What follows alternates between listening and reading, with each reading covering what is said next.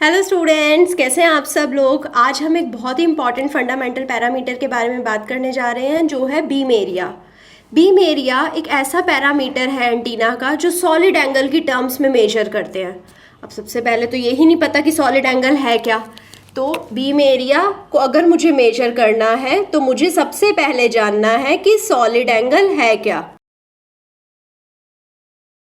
Okay और solid angle को पता करने के लिए मुझे पहले ये पता होना चाहिए कि प्लेन एंगल क्या है, रेडियन क्या है।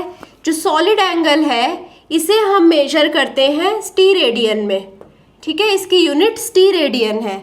जब भी हमारे पास प्लेन एंगल होता है उसे हम मेजर करते हैं रेडियंस की यूनिट में। ये दोनों वर्ड्स तो आपने सुने ही होंगे, तो ठीक है, डिस्कस कर लेते हैं पहले कि प्लेन एंगल क्या है, रेडियन क्या है, सॉलिड एंगल क्या है, स्टी रेडियन क्या है और दोनों का रिलेशन क्या है। उसके बाद हम बीम एरिया पे चलेंगे, ठीक है। तो सबसे पहले रेडियन। अब मेरे पास एक सर्कुलर स्ट्रक्चर है, ये मेरा एक सर्कल है, 2D स्ट्रक्चर है। तो इस पे अगर मैं एक आर्क ले लेती हूँ जिसकी लेंथ r है, इस आर्क की लेंथ r है और रेडियस भी r ही है, ठीक है। ऐसा सर्कल लिया है जिसकी रेडियस r है और इस सर्कल पे मैंने एक आर्क ले ली है जिसकी लेंथ r है। तो ये कोई एंगल बना रहा होगा सेंटर पे, ये एंगल होता है 1 रेडियन।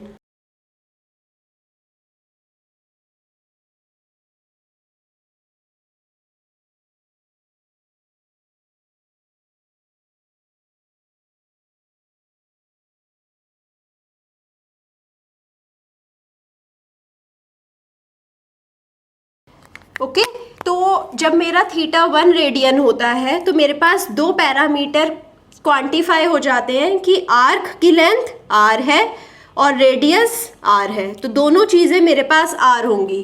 तो अगर मेरे को सरकमफेरेंस पे देखना, अगर पूरा सरकमफेरेंस कितना एंगल रेडियंस की टर्म्स में बना रहा है, तो पूरे सर्कल का सरकमफेरेंस क्या होता है, हम सब जानते हैं पूरे सर्कल का सरकमफेरेंस होता है 2 पाई r, ठीक है।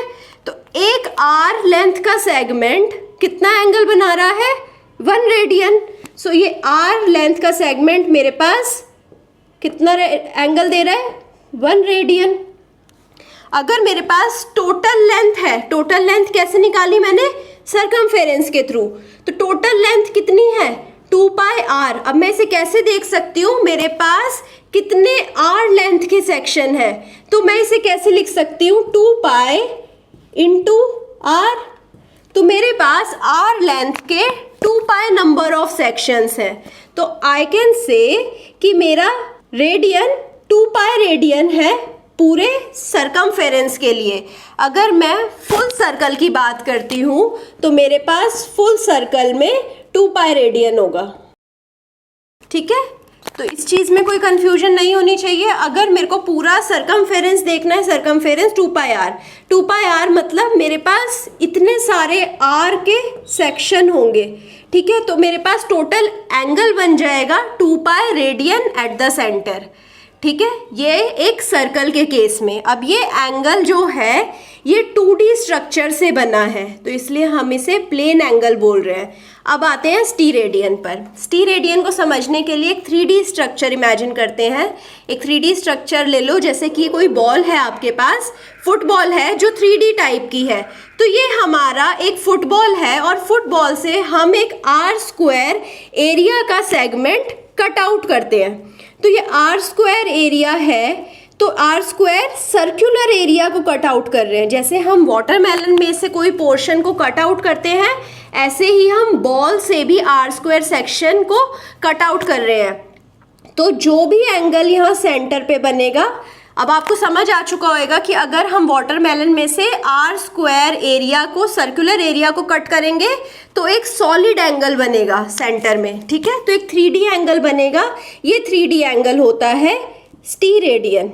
r² वाला एरिया कितना स्टी रेडियन बना रहा है, 1 स्टी रेडियन, ठीक है।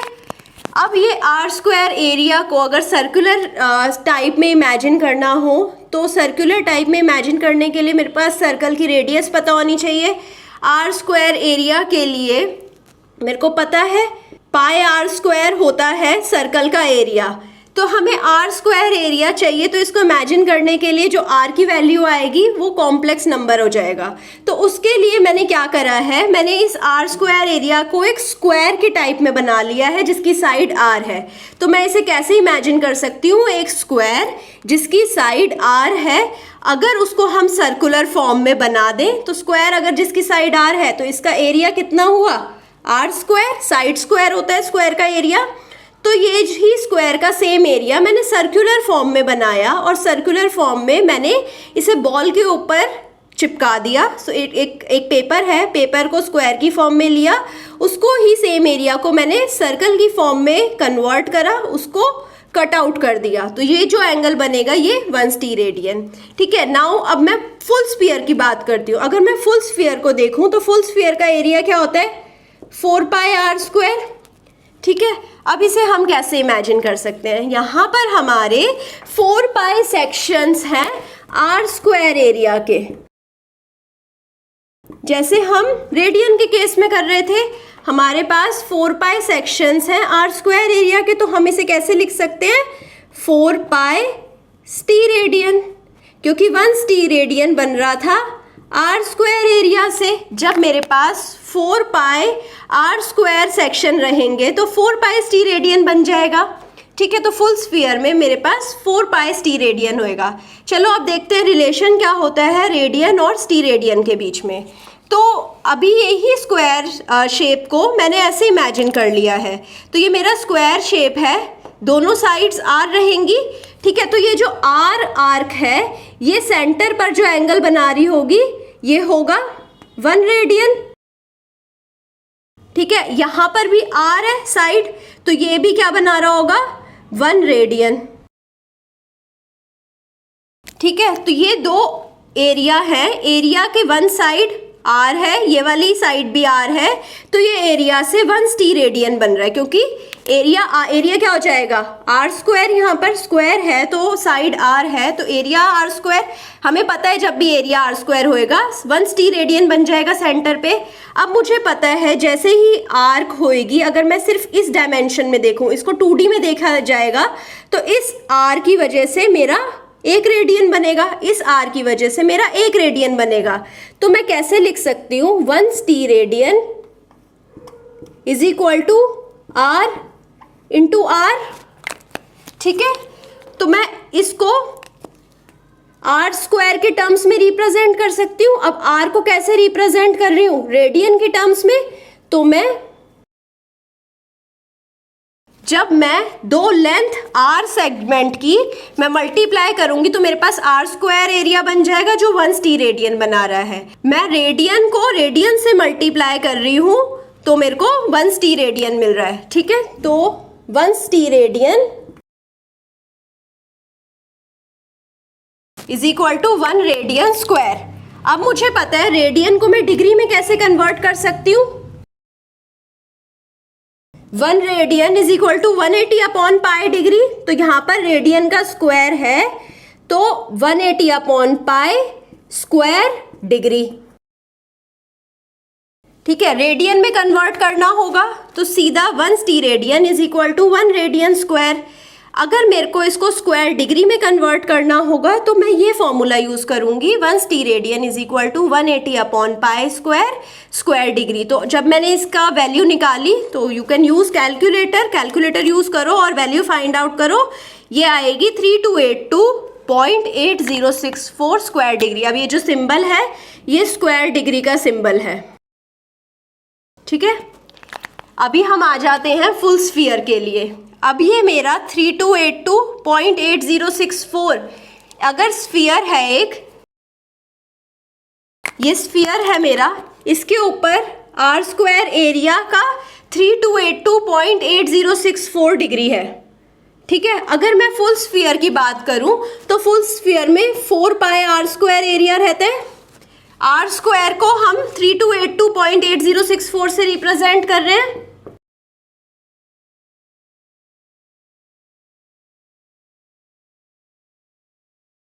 ओके, तो 4 पाई को अगर मैं 3282.8064 से मल्टीप्लाई कर दूं तो मेरे पास ये आंसर आएगा 41252.96 स्क्वायर डिग्री। ठीक है, ये है मेरा फुल स्फीयर का स्क्वायर एंगल। ठीक है, अगर मेरे को फुल स्फीयर का टी रेडियन पता करना हो in the terms of square degree तो 41252.96, ये कुछ नहीं है, सिर्फ ये कैलकुलेशंस है, जो कैलकुलेशंस हम कैलकुलेटर से भी कर सकते हैं। हमें पता है 1 टी रेडियन रेडियन स्क्वायर के इक्वल रहेगा। रेडियन को हम डिग्री में कन्वर्ट कर सकते हैं, रेडियन स्क्वायर को स्क्वायर डिग्री में कन्वर्ट कर सकते हैं।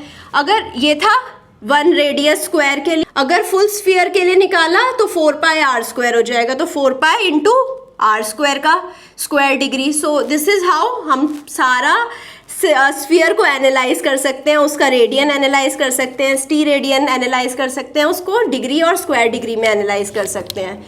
चलिए अब इंक्रीमेंटल एरिया को देख लेते हैं। अगर मेरे पास एक स्फीयर है, इस पे कोई भी एरिया है, तो इस एरिया को मैं स्फेरिकल कोऑर्डिनेट सिस्टम से डिनोट करूंगी। स्फेरिकल कोऑर्डिनेट सिस्टम से डिनोट करने के लिए ये जो स्फीयर है इसका आर चेंज नहीं हो रहा है, क्या चेंज हो रहा है, थीटा चेंज हो रहा है और फाई चेंज हो रहा है। ठीक है, अगर थीटा की टर्म्स में लेना होता है तो मैं क्या कोऑर्डिनेट लेती हूँ, आर डी थीटा। फाई की टर्म्स में लेना होता है तो r sine theta d phi. तो फाई कोऑर्डिनेट में मेरी वैल्यू ये रहती है, थीटा कोऑर्डिनेट में मेरी वैल्यू ये रहती है। तो अगर मेरा एक स्क्वायर है जिसमें मेरे को डी थीटा पता है, डी फाई पता है, ठीक है, ऐसा कुछ एरिया है जिसमें मेरे को डी थीटा पता है, डी फाई पता है, अब मैं इसका एरिया निकाल सकती हूँ जो डी एस होगा। तो एरिया क्या होगा, r d theta multiplied by r sine theta d phi. ठीक है, तो क्या हो जाएगा incremental area, r square sine theta d phi. ये हो जाएगा हमारा इंक्रीमेंटल एरिया। अब मुझे बीम एरिया निकालना है। मुझे पता है बीम एरिया किस टर्म्स में निकलेगा, सॉलिड एंगल की टर्म्स में। अब सॉलिड एंगल कैसे निकलता था, आर स्क्वायर एरिया के लिए 1 सॉलिड एंगल होता था। तो जितना भी मेरा एरिया है उसे मैं आर स्क्वायर से डिवाइड कर दूंगी, तो मेरे पास ये एरिया सॉलिड एंगल की टर्म्स में आ जाएगा।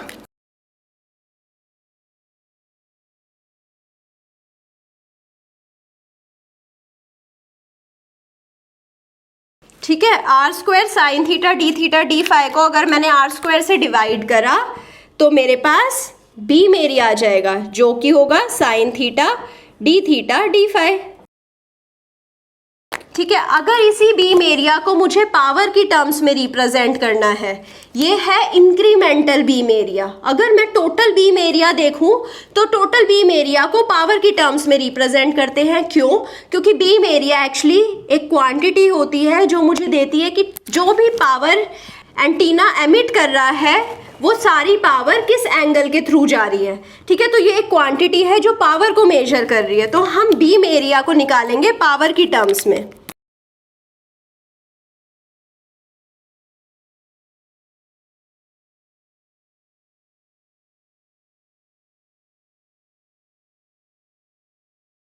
ठीक है, तो इंटीग्रेशन करेंगे थीटा और फाई में।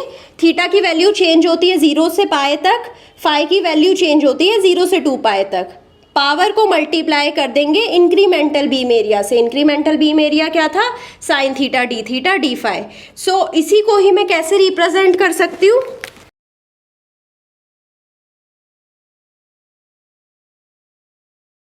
अगर मैं थीटा को 0 से पाई चेंज कर रही हूँ, फाई को 0 से 2 पाई चेंज कर रही हूँ, तो टोटल एंगल क्या हो जाएगा, पूरा सॉलिड एंगल। मैं पूरा सॉलिड एंगल चेंज कर रही हूँ स्फीयर का।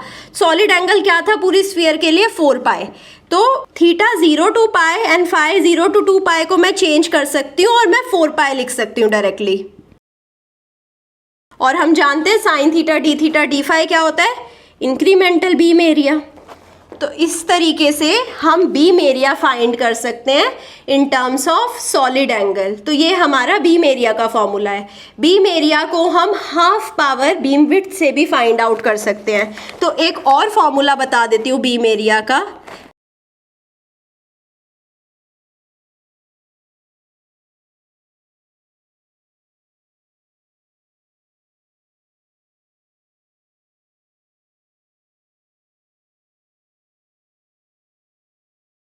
ओके, तो बीम एरिया क्या होता है, half power beam width theta direction में और half power beam width phi direction में, दोनों का मल्टीप्लिकेशन, ये होता है हमारा बीम एरिया। तो ये है relationship between half power beam width और बीम एरिया। सो अगर मेरे को कहीं पे भी रिलेशन फाइंड आउट करना हुआ, कहीं पे भी कोई भी पैरामीटर फाइंड आउट करना हुआ जहाँ पर भी एक दे रखा है और दूसरे को फाइंड आउट करना हो, तो मैं ये वाला रिलेशन यूज़ कर लूँगी। तो आई होप अब आपको सारा beam area, solid angle, plane angle, ये सब कॉन्सेप्ट समझ आ गया होगा। आपको ये वीडियो बहुत पसंद आई होगी। अगर कोई भी डाउट है आप कॉमेंट सेक्शन में लिख दीजिए, और नहीं तो you can reach out to me, ठीक है। अगर आपको ये वीडियो पसंद आई है, लाइक बटन पुश कर दीजिए, सब्सक्राइब बटन पुश कर दीजिए। Thank you so much.